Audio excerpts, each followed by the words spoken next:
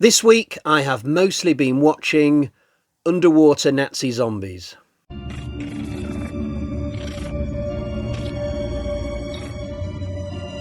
Hi guys, so Shockwaves, to give you the actual title of the movie, was directed by Ken Wiederhorn.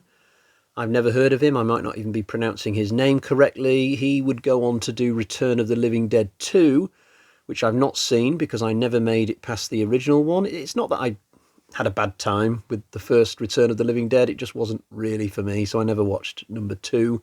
So to give you a bit more about Shockwaves than I did in the introduction, what we have here is a group of tourists who have chartered this boat, and I guess they're sort of going around what I presume is like the Bahamas, somewhere like that. This film was shot in Florida, but obviously it's not set there because Florida isn't an island. So in my head, we're operating somewhere in and around the Bahamas, maybe.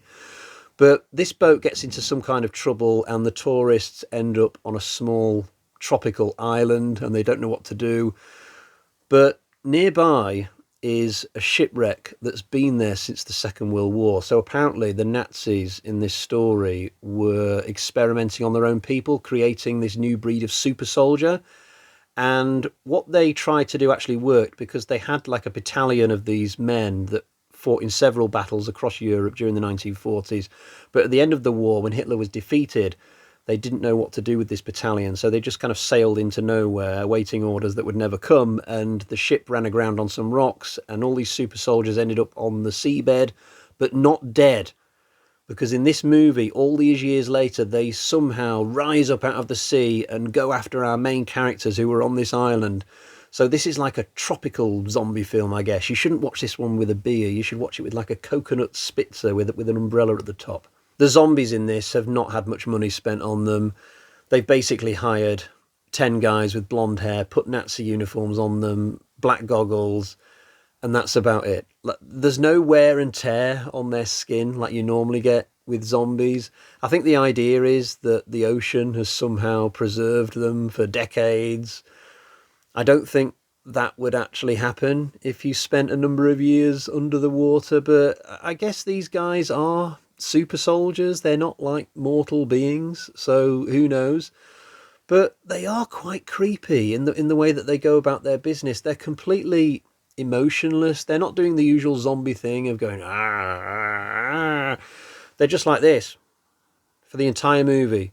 Even when they're attacking somebody, they've got that same facial expression, and yet at times they'll appear to be a little bit irritated.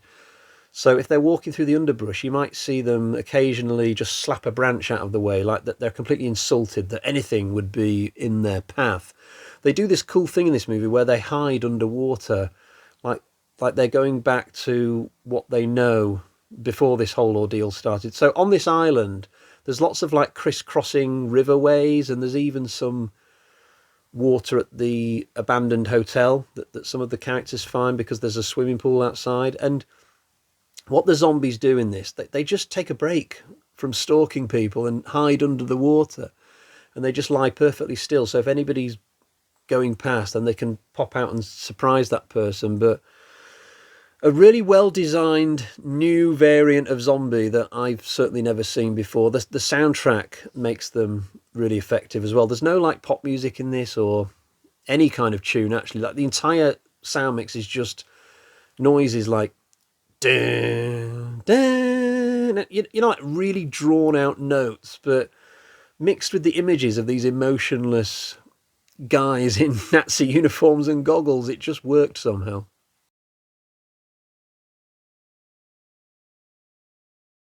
If you've never seen this movie and actually you knew nothing about it prior to watching this review, then let me tell you, I've saved a little surprise for you, which I'm now about to reveal, and that is that Peter Cushing's in this movie. Come on! He's not playing one of the tourists. Cushing was way too old in the mid to late 70s to be gallivanting around on a cruise ship. No, he's the only character who already lives on the island in this story. So he was the colonel in charge of the super soldiers originally, but when the ship ran aground, he made it to the island and just decided to spend the rest of his life in exile. He's not much use to the tourists in this. In fact, you don't actually get much Cushing. We only have him for like 20 to 25 minutes. I don't know why they've given him a massive scar on his face. It does nothing for the character. He is speaking in a German accent, but it's not very good. For such a good actor, he's not very good at doing this kind of thing. I don't reckon he spent much time on this accent prior to shooting. His voice just kind of goes in and out of German and English, like somebody turning a light switch on and off. It's not very good at all, really. The only other actor I'm going to mention in this is Brooke Adams. She plays the woman who survives the longest. Spoiler. I only saw her for the first time last year when I watched The Dead Zone, and I thought she was really good opposite Christopher Walken. She's also good here, although I'm only speaking in terms of how she looks. She looks fantastic in this tropical setting without much in the way of clothes on. We don't get much from her insofar as an arc or personality or anything like that, but it was good to see her again. Now, in terms of the characters, there are a couple I'm going to mention for good and bad reasons. Firstly, the bad. There's this guy called Norman, and he's completely irritating right from the start of the movie. He's just one of those guys who just complains about everything, whine, moan, bitch, whinge, and I did not like him one bit, and it didn't help me that he just happened to look like my old landlord. So that character, really bad. Much better, though, is the ship captain who's in charge of all these tourists at the start of the movie. He's one of those grizzled old sea dogs who is probably really cynical towards anybody who doesn't also work in some kind of sea capacity. He's one of those guys who's apt to say things like, "Oh, you better respect the sea, laddie, because the sea won't respect you." You know, the sort of guy who'd come out with pearls like that. The film devotes a roughly equal amount of time to its daytime scares in the woods as it does to its nighttime scares at the hotel. And both sets of scenes are equally effective for me. Wherever you are in this movie, you're probably going to be having a good time. Even at the beginning, when the tourists are still on the ship and the zombies haven't turned up yet, there are some good supernatural scares. There's like this ghostly submarine that passes beneath the ship. I think that's what's happening anyway.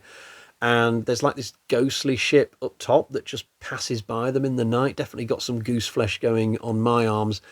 There's no character development, though, in this movie whatsoever. As soon as the characters touch down on the island, there's still an hour to go at this point, and yet you find out nothing about these people. They have hardly any conversations with each other. This entire thing is just people being chased by zombies with no characterization at all. I can only remember learning one thing about these people once they reach the island, and that's that one of them has really bad claustrophobia. So there's this one scene where there's four of them left at this point, and they find this large cupboard in the hotel, and they all hunker down in there, and it's a safe place. They can just lock the door and they're fine. But I imagine whoever wrote this script quickly regretted writing this in, because they need the characters out there where they can be chased by zombies, not safely locked away somewhere.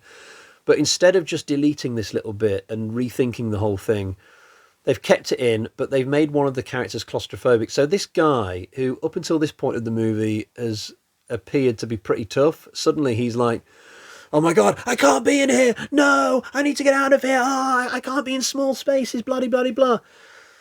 And so it creates this big scuffle with this other guy, and then it just ruins the whole hiding spot. But I don't understand why you would rather be outside with murderous zombies than in a safe space dealing with your claustrophobia the best way that you can.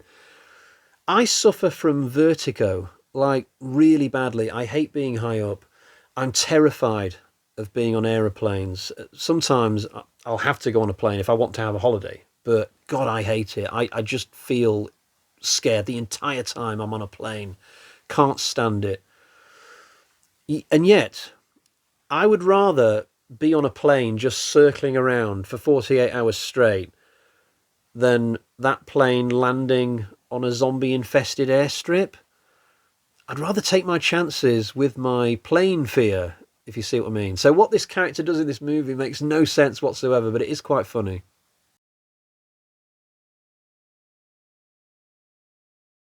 The only other negative I've got is that this film does something I hate.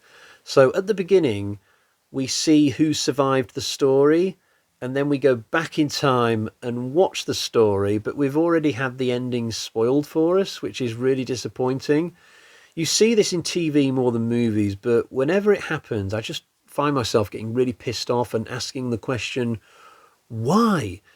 The only defense I'll give to this movie when it comes to this is that I actually forgot that the ending had been ruined for me.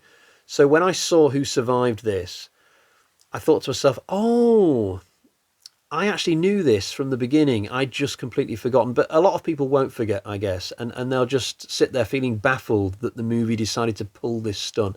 I don't get it. I really don't. But overall, I still really enjoyed this film. And it's a surprisingly bloodless film as well. Like, pretty much all the deaths from memory are drowning. So there's no like gore or blood at all, hardly. The zombies are obsessed with killing people in this same fashion, whether it's dunking somebody's head in a fish tank in the hotel or the swimming pool out back or the streams in the woods. A lot of deaths by drowning, but I guess that means that it's a fairly non-violent horror film that you can almost use as a sort of introductory horror film for 12-year-olds maybe, I don't know, but certainly a creepy film and definitely one that I would recommend you check out. Right, it's time to get to the bag of terror so I can show you what score I'm going to give Shockwaves. Here's the bag. So we've got 1, 2, 3.5 Michael Myers carving knives out of 5. I would recommend checking this movie out. I watched it on YouTube. There are more than one uploads of this on YouTube, and just experiment a little bit to find the best one, because the night that I watched this film, I think I watched this on something called Movie Flicks or something like that, I can't remember, but the colour scheme was really off to the point where a lot of the time it felt like I was almost watching the film in black and white. A few nights later I tried watching the film again on somebody else's upload, and the colour was a lot better. There aren't many uploads of the film, maybe 2 or 3 at most, but just check each one to make sure that you've got the best version that shows this film in a really good, colourful way, because this is set on like a tropical island, so you want a good colour scheme, so make sure you find the right version. Right, I'll leave it there for today. Thank you for joining me for my review of Shockwaves. I'll be back another time. Until then, cheerio, bye-bye.